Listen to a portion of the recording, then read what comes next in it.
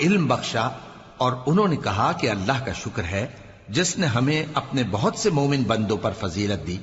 اور سلیمان داؤد کے قائم مقام ہوئے اور کہنے لگے کہ لوگوں، ہمیں اللہ کی طرف سے پرندوں کی بولی سکھائی گئی ہے اور ہر چیز عنایت فرمائی گئی ہے، بے شک یہ اس کا خاص فضل ہے۔ اور سلیمان کے لیے جنوں اور انسانوں اور پرندوں کے لشکر جمع کیے گئے اور پھر ان کی جماعتیں بنائی گئیں، یہاں تک کہ جب چیونٹیوں کے میدان میں پہنچے تو ایک چیونٹی نے کہا کہ چیونٹیوں،